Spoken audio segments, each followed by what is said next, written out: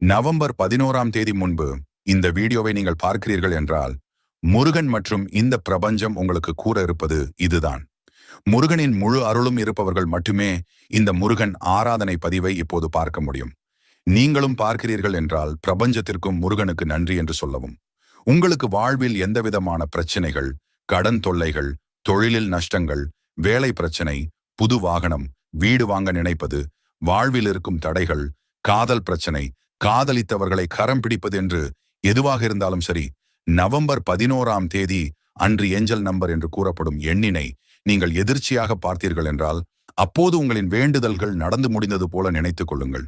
அதை எந்தவித சந்தேகமும் இல்லாமல் சந்தோஷமாக நடந்து முடிந்து விட்டது என்று நினைத்துக் கொள்ள வேண்டும். ஏஞ்சல் நம்பர் என்பது 1111 என்ற எண்ணை. இதை நீங்கள் தற்செயலாக தான் பார்க்க வேண்டும். தற்செயலாக பார்த்தாலே உங்கள் மனதில் நினைப்பது நடக்கும். இதை நீங்கள் தற்செயலாக பார்ப்பது இல்லை,